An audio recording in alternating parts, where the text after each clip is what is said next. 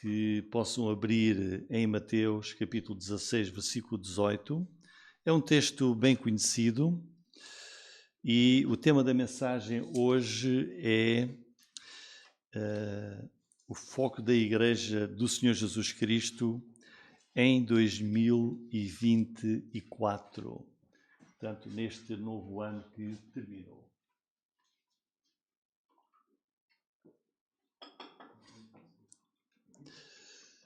Então vamos ler esse versículo 18 apenas. E também eu te digo, tu és Pedro, sobre esta pedra edificarei a minha igreja e as portas do inferno não prevalecerão contra ela. Estas são as primeiras referências à igreja que temos no Novo Testamento, ou seja, da parte e da própria boca do Senhor Jesus Cristo. Eu gostava com esta mensagem que nós pudéssemos pensar um pouco naquilo que foi o ano 2024, do qual já estivemos aqui a agradecer, e pensar qual foi e qual é um dos principais focos da Igreja de Jesus nos nossos dias. Reparem nas palavras de Jesus. Jesus foi ele que fundou a Igreja existe porque ele é o criador da Igreja e o líder da Igreja. E ele disse, edificarei a minha igreja, ou seja, vou construir, vou fazer crescer a minha igreja e as portas do inferno não prevalecerão contra ela. Quer dizer, Jesus está aqui a prometer que a igreja pode enfrentar muitas dificuldades, pode enfrentar muitos dilemas, mas ela, a Igreja do Senhor Jesus, vai vencer sempre. Ele diz, as trevas, o inimigo das nossas almas, não vai prevalecer contra a Igreja. E neste ano, 2024, que está a terminar, talvez possamos pensar quais os assuntos, quais as questões morais e espirituais deste nosso século, que a Igreja enfrenta, que nós enfrentamos todos os dias e que enfrentamos durante este ano que passou. Se nós olharmos para o mundo inteiro, vamos olhar para o mundo inteiro. Os 5 continentes, todas as nações que existem no nosso século. No entender dos irmãos, qual seria a nação ou o povo que poderá ter a bênção de Deus, o agrado de Deus nos nossos dias? Qual será, do mundo inteiro, aquele povo, aquela nação, aquele país em que Deus olha e Deus pode dizer, este é um país, esta é uma nação em que eu me agrado, em que eu tenho prazer? Será que isso existe? Irmãos, hoje torna-se cada vez mais difícil, cada vez mais complicado nós pormos um travão, impedir o crescimento, o progresso do pensamento antibíblico contra a Igreja no nosso mundo. Este pensamento que é contra Deus, contra a Igreja, contra a vida cristã, começou e começa a ser logo espalhado desde as escolas públicas, com os alunos, os mais novinhos, e depois nas faculdades, nas universidades, e os governos e as autoridades, pela imprensa, pelas televisões, pelas rádios, em que, como todos nós sabemos, a cada dia que passa, as nações fazem leis que já são contra leis que são contra os princípios cristãos e bíblicos. Ou seja, cada vez mais vai vencendo o pensamento que é contrário a Deus. E a Igreja, Jesus disse, quando a fundou, as portas do inferno não vão prevalecer contra a Igreja.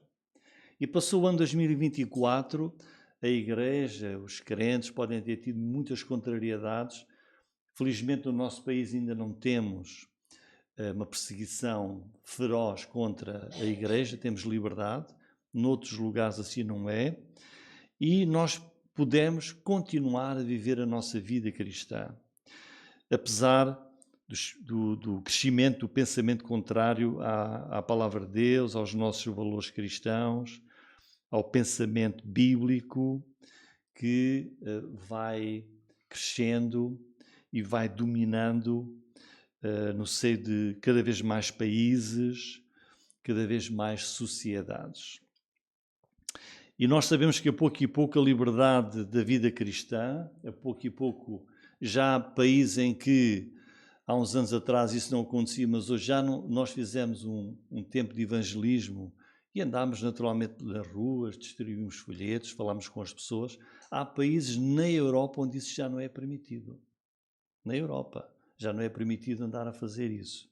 E é até arriscado. Sabemos que, se calhar mais cedo ou mais tarde, chegará também ao nosso país. A perturbação no testemunho da Igreja, do testemunho bíblico, que é tão diferente daquilo que era há 20, 30 e 40 anos atrás. Por isso, irmãos, como é que nós vivemos a nossa vida cristã no ano 2024, no ano que está a terminar? Como é que nós iremos viver o nosso dia-a-dia bíblico e cristão no próximo ano 2025? Qual deve ser o foco da Igreja de Jesus, que tem de estar no nosso coração, em primeiro lugar, e depois passar para a prática da nossa vida? E eu gostaria então de transmitir aos irmãos 9 pontos que certamente foram verdades que nós vivemos no ano que passou, mas também possam ser verdades bíblicas que nós vamos viver no próximo ano 2025. A primeira delas, que é importantíssima, possivelmente é a base da nossa vida cristã, é que o povo de Deus precisa de conhecer, de confiar e obedecer àquilo que nós vamos ler no Salmo, que eu vou ler para os irmãos e podem acompanhar, no Salmo número 37. Começando lá no versículo 1. Olha o que é que a palavra de Deus diz que deve reinar no nosso coração, como cristãos. Nós que somos a igreja da qual Jesus disse que as trevas não irão nunca vencer a igreja, não irão vencer os crentes. O Salmo 37 diz assim: isto é um mandamento para ti e para mim. Olha, não te indignes, e às vezes temos situações em que nos apetece fazer o contrário. Não te indignes por causa dos malfeitores.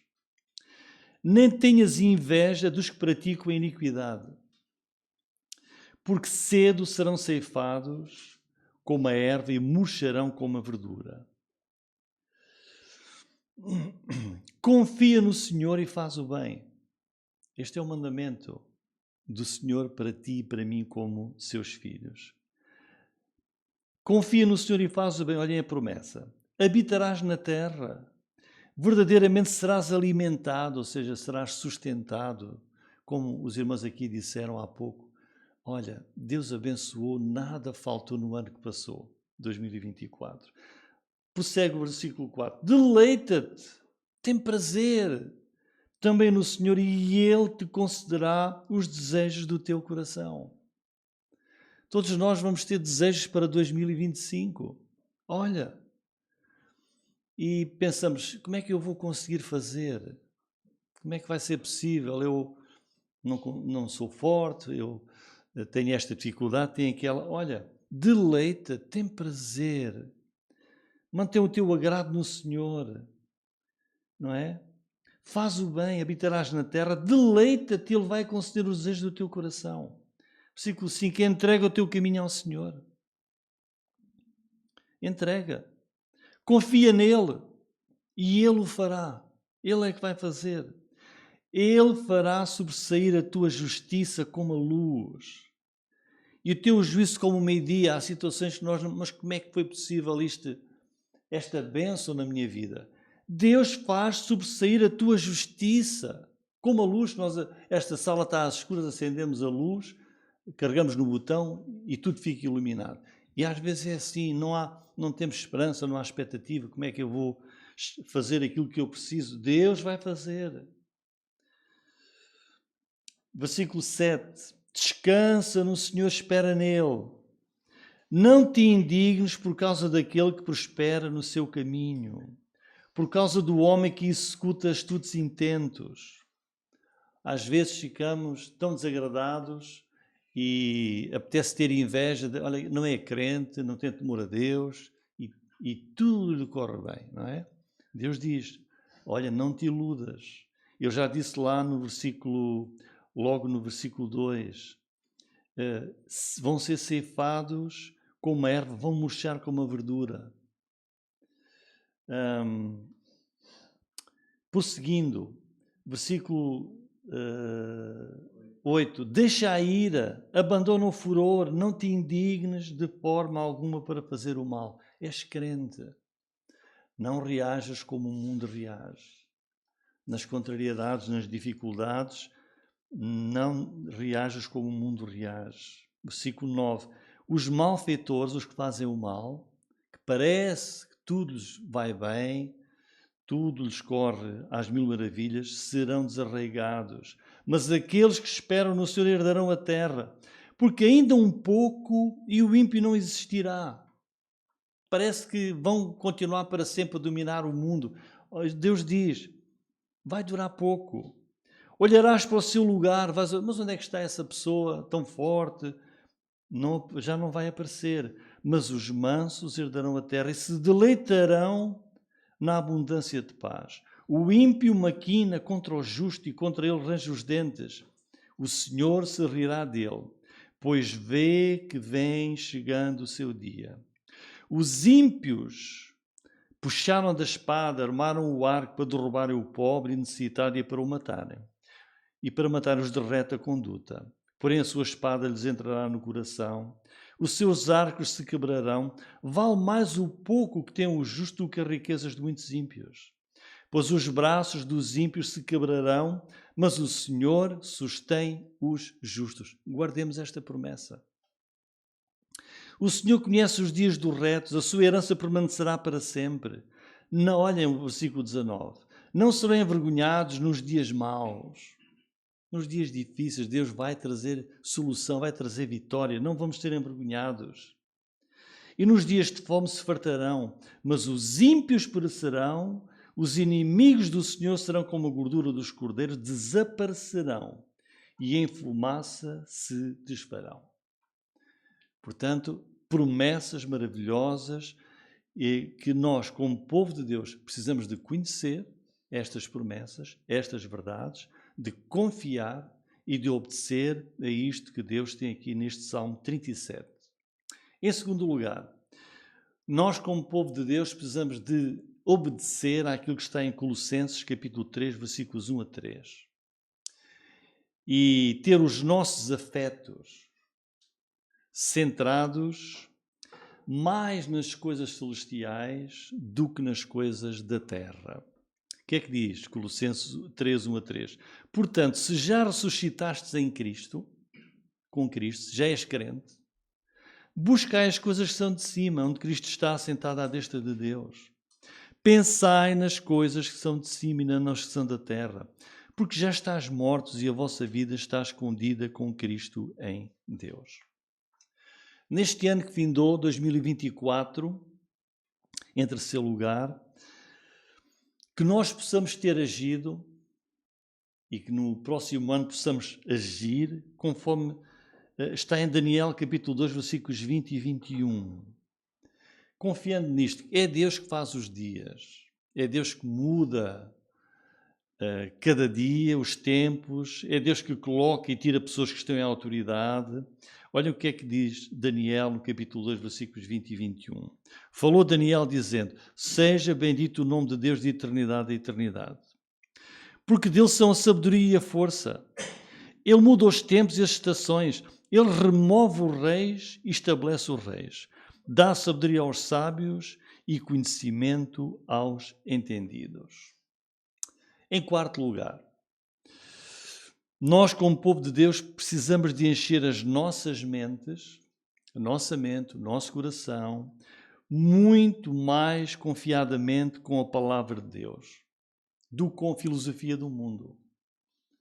É muito fácil a gente dizer, olha, aquela pessoa tem um programa de rádio, um programa de televisão, olha, o programa espetacular, tem uma audiência imensa. A gente vai e estamos a ouvir pessoas que não têm, às vezes, qualquer valor bíblico, qualquer valor cristão.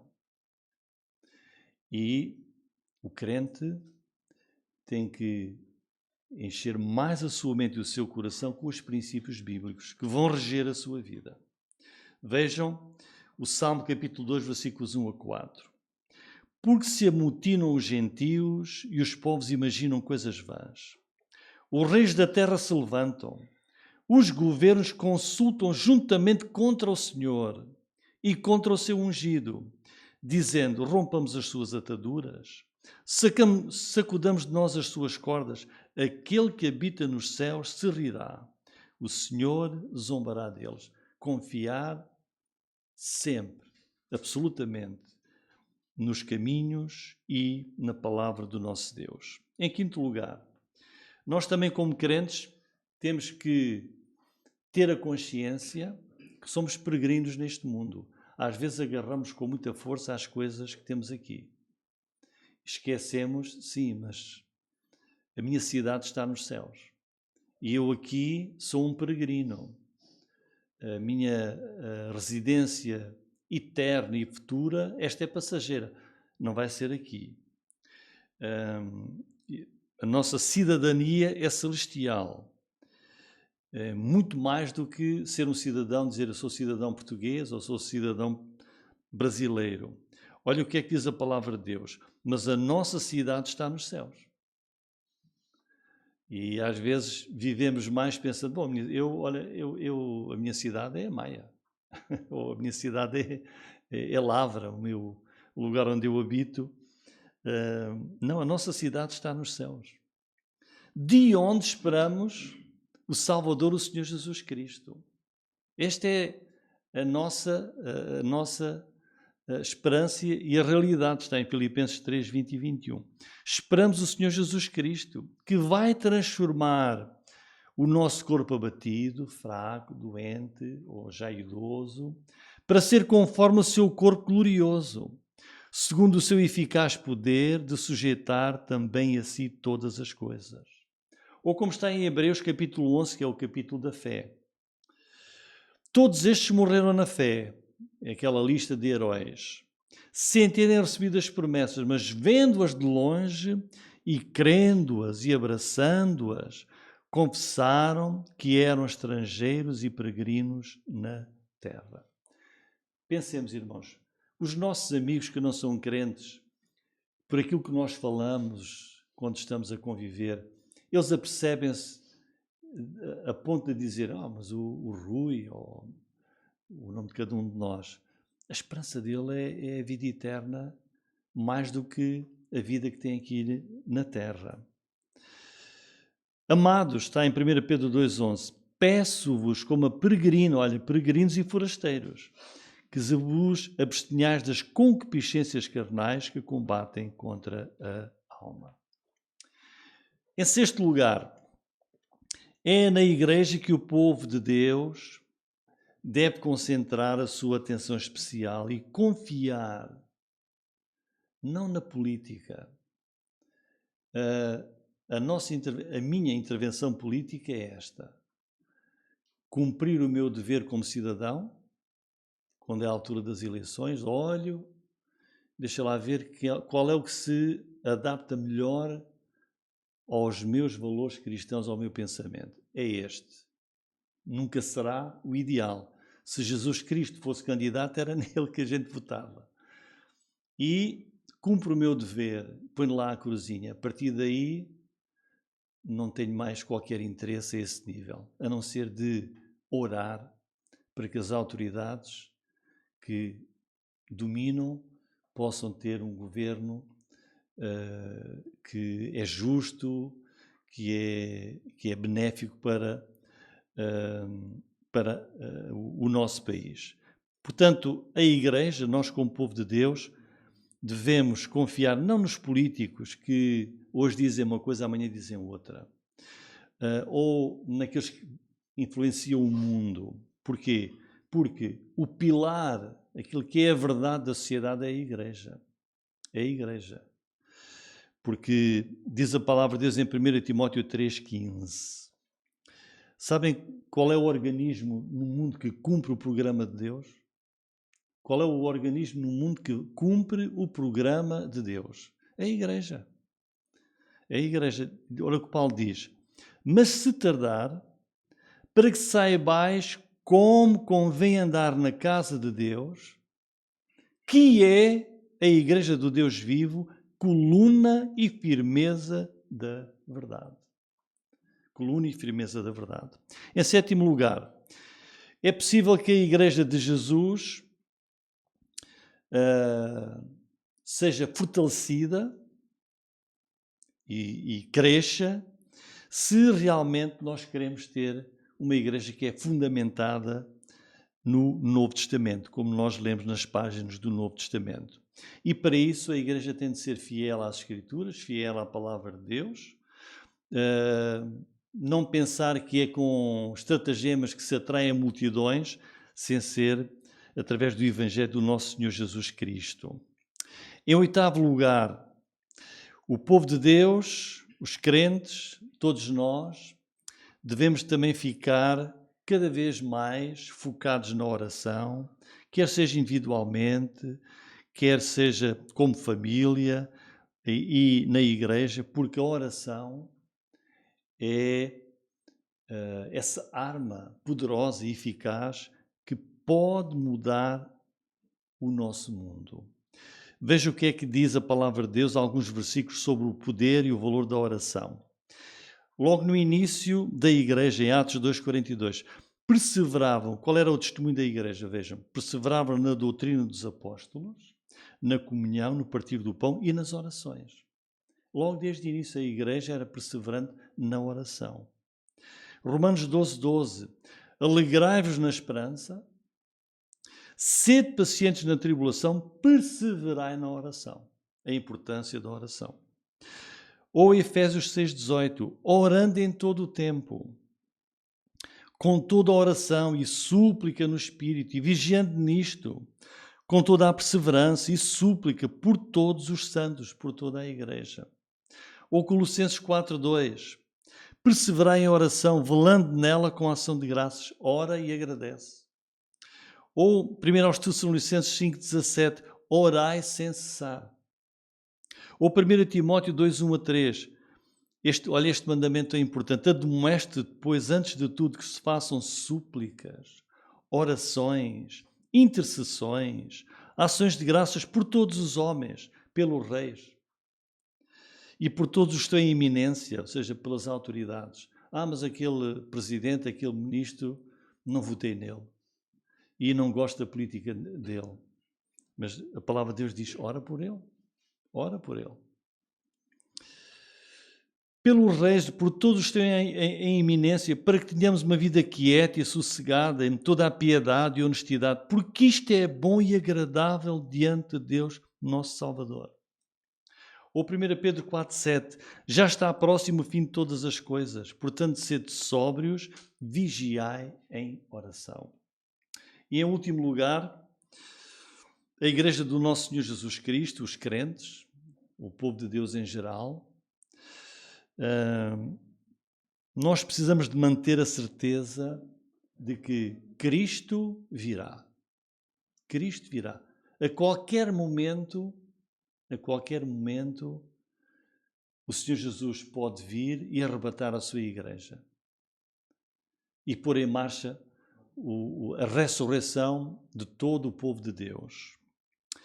E ter esta certeza, irmãos, é Deus que está a controlar todos os dias.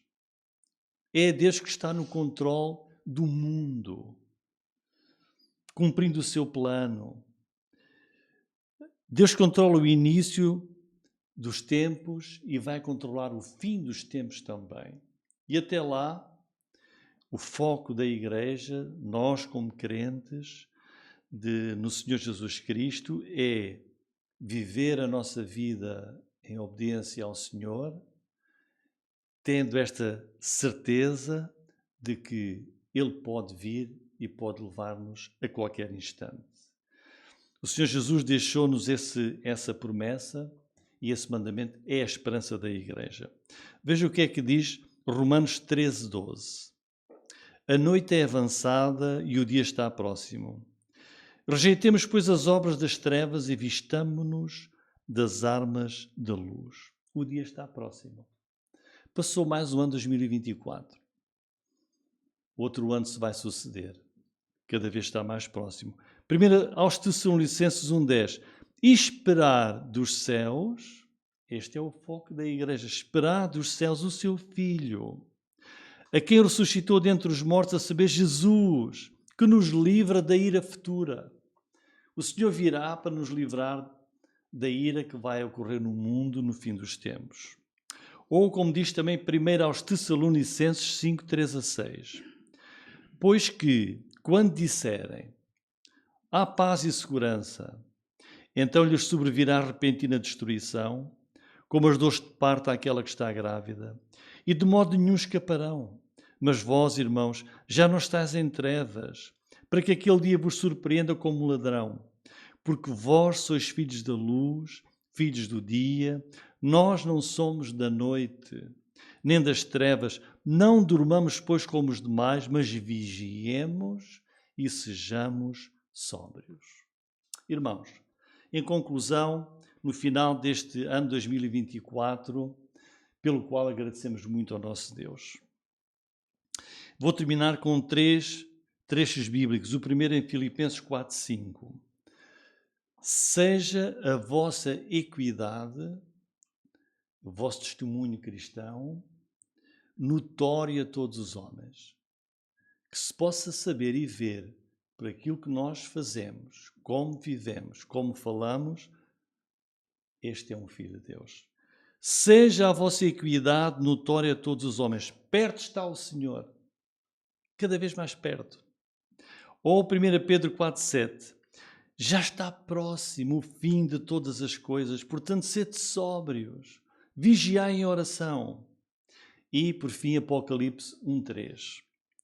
Bem-aventurado aquele que lê e os que ouvem as palavras desta profecia e guardam as coisas que nelas estão escritas. Guardemos isto, a palavra de Deus no nosso coração, porque o fim está próximo. Glória ao nome do Senhor. Amém, irmãos. Amém.